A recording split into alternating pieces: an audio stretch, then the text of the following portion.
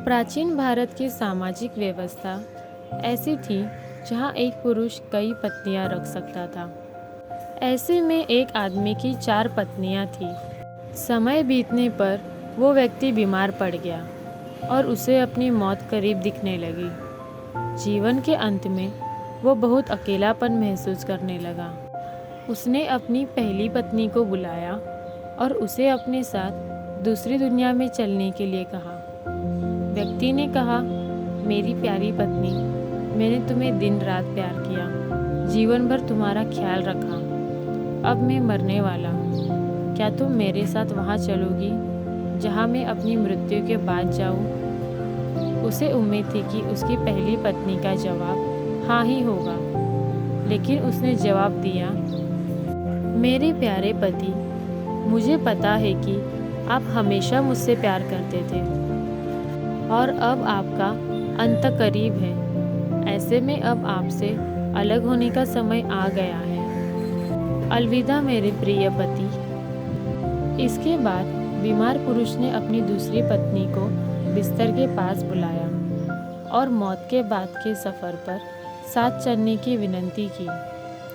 उसने कहा, मेरी प्यारी दूसरी पत्नी, तुम जानती हो कि मैंने तुम्हें कितना प्यार किया है। कभी कभी मुझे डर लगता था कि तुम मुझे छोड़ दोगी, लेकिन मैंने तुम्हें सच्चे मन से थामे रखा।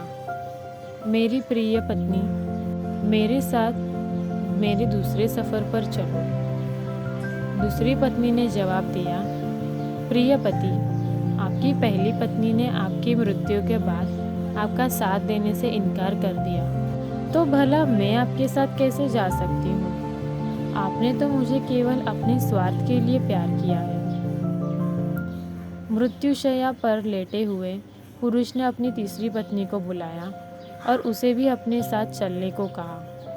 तीसरी पत्नी ने आंखों में आंसू भरकर उत्तर दिया, मेरे प्रिय पति, आप पर मुझे दया आ रही है और अपने लिए दुख हो रहा है, इसीलिए मैं अंतिम संस्कार तक आपके साथ रहूंगी। इस तरह तीसरी पत्नी ने भी उनके साथ चलने से इनकार कर दिया।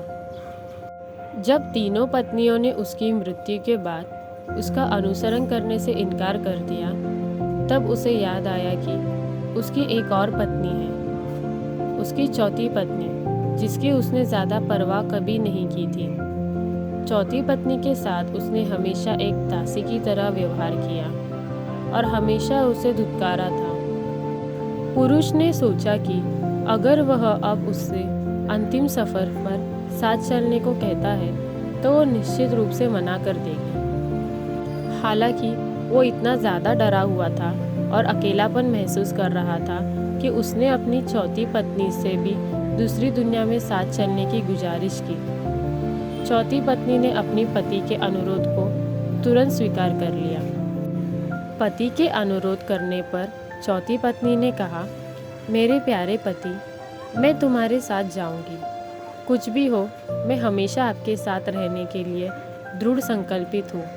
मैं आपसे कभी अलग नहीं हो सकती। गौतम बुद्ध ने कहानी समाप्त करते हुए कहा, प्रत्येक पुरुष और महिला की 4 पत्नियाँ या पति होते हैं और हर एक का खास मतलब होता है। पहली पत्नी या साथी हमारा शरीर होता है, जिसे हम दिन रात प्यार करते हैं। सुबह के समय हम अपना चेहरा धोते हैं, कपड़े और जूते पहनते हैं। हम अपने शरीर को भोजन देते हैं। हम पहली पत्नी की तरह अपने शरीर का ख्याल रखते हैं, लेकिन दुर्भाग्य से जीवन के अंत में शरीर यानी पहली पत्नी हमें अगली दुनिया में नहीं ले जा सकती है। बुद्ध ने कहा, जब अंतिम सांस हमारे शरीर को छोड़ती है तो चेहरे का रंग बदल जाता है और हम अपने उज्जवल जीवन को खोने लगते हैं। हमारे प्रियजन इकट्ठा होकर विलाप करते हैं, लेकिन इसका कोई फ़ायदा नहीं होता है।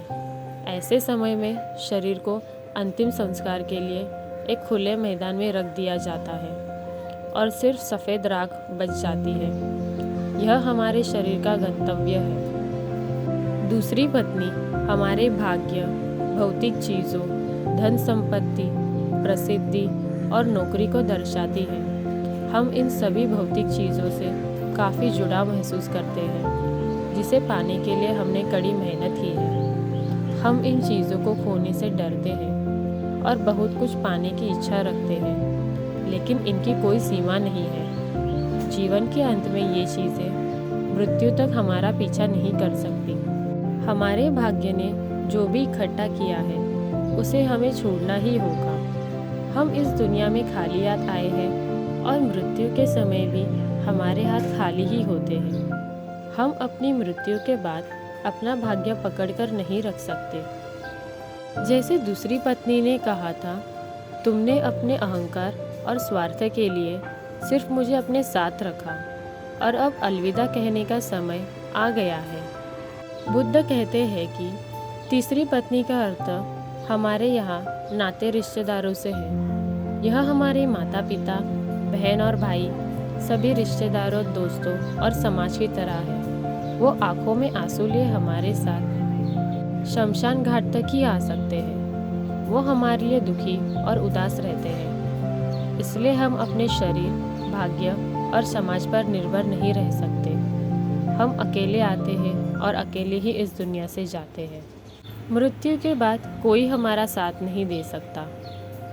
बुद्ध ने कहा, चौथी पत्नी हमारा मन या चेतना है। जब हम गहराई से यह पहचान जाते हैं कि हमारा मन क्रोध, लालच और असंतोष से भरा हुआ है, तो हम अपने जीवन को अच्छे नज़रिए से देख पाते हैं। क्रोध, लोभ और असंतोष कर्म के नियम है।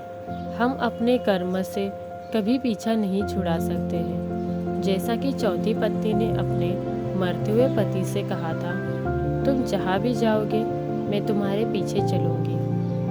तो दोस्तों, गौतम बुद्ध हमें इस कहानी से यह सीख दिलाना चाहते हैं कि जीवन में हमारा परिवार, लालच, मोह माया, इस दुनिया में भरे हुए सारी भौतिक चीज़ें, यह सब हम अपने साथ नहीं लेकर जा सकते। लेकिन जो हम अपने साथ लेकर जा सकते हैं वो है हमारे कर्म। तो हमें अच्छे कर्म करते रहना चाहिए, जिससे हमारी आगे की ज़िंदगी अच्छी हो सके। नमो बुद्धाय।